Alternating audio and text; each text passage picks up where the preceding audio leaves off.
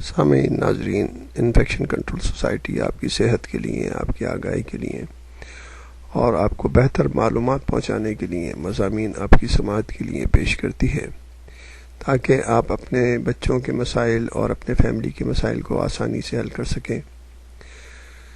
Diabetes کے بارے میں کافی مضامین آپ کی سماعت کے لیے پیش کیے جا چکے ہیں، لیکن مختلف طریقوں سے پیش کرنے سے مختلف علامات کے سمجھنے میں آسانی ہوتی ہے اور مختلف کنڈیشن میں مختلف عمر کے مریضوں کے حوالے سے جو مسائل ہوتے ہیں وہ بھی سمجھ میں آ سکتے ہیں۔ جیسا کہ اس وقت ہم آپ کو ٹائپ 1 ڈائبٹیز یا بچوں میں جو ڈائبٹیز ہوتی ہے، یا سمجھیں کہ پیدائشی طور پر جو ڈائبٹک کیسز ہوتے ہیں ان کے بارے میں ہم آپ کو بتا رہے ہیں۔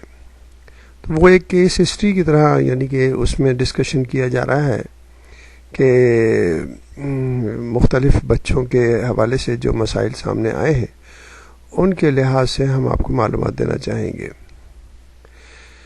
انیتا 8 سال کی تھی جب اس کے والدین کو علم ہوا کہ اسے ذیابیطس ہے۔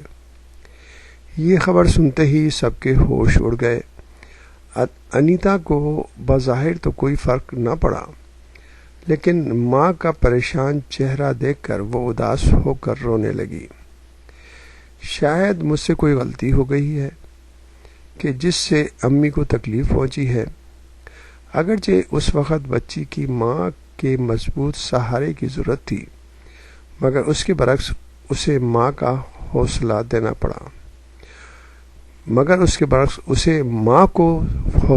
پڑا۔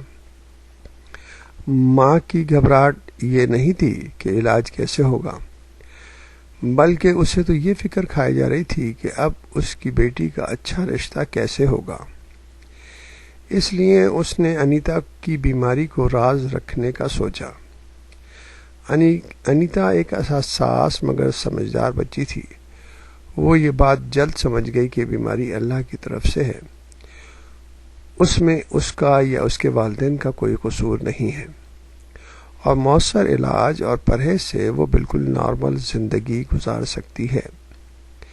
اس کے بعد انیتا نے زیادہ لگن سے پڑھنا شروع کر دیا اور کلاس میں اول پوزیشن لے کر سب کو حیران کر کے یہ ثابت کر دیا کہ ذیابیطس میں مبتلا بچے کسی طور بھی صحت مند بچوں سے پیچھے نہیں ہیں، اور وہ یہ جان لیا کہ ذیابیطس کنٹرول رکھنے کے لیے جو نظم ضبط اس نے سیکھا وہ اسکول میں بھی اسے مدد دے گا۔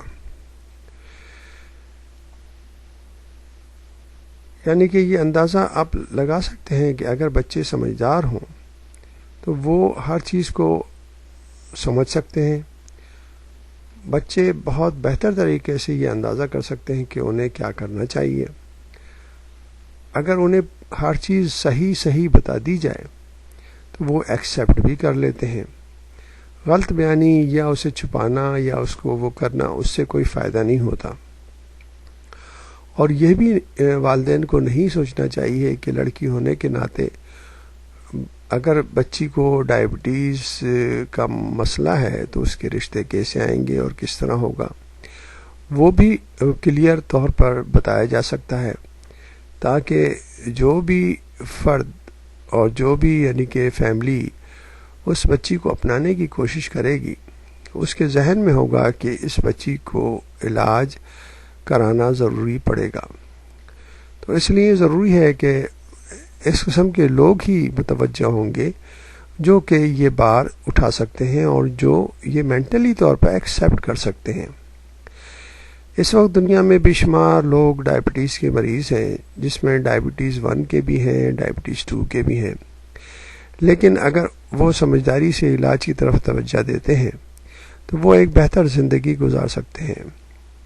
اسی طرح جو بچے ڈائبٹیز کا شکار تھے اور ان کی صحیح ڈائگنوسس کی گئی اور صحیح ڈائگنوسس کرنے کے بعد مستقل طور پر علاج کیا گیا، تو آج وہ جوان ہو کر بہتر طریقے سے اپنی زندگی گزار رہے ہیں اور انہیں شادی اور اس کے مسائل میں بھی کوئی مسائل نہیں سامنے آتے۔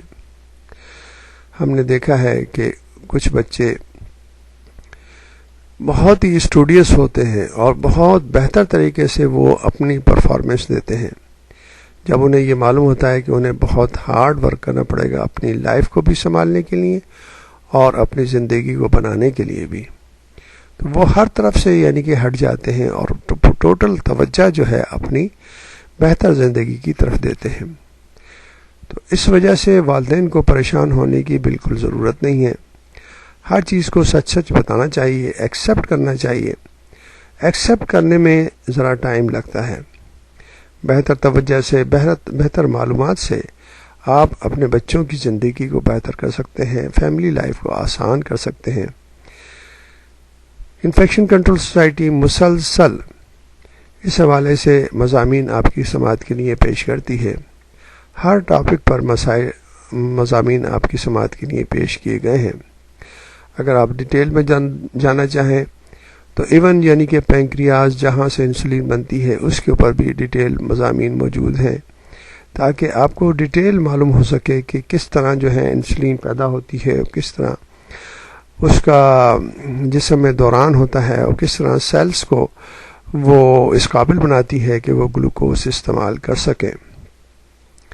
تو اگر آپ انفیکشن کنٹرول کی سائٹ صحت.net کے اوپر کوشش کریں گے اور معلومات حاصل کریں گے تو بہتر طریقے سے آپ کو سمجھ میں آ سکے گا.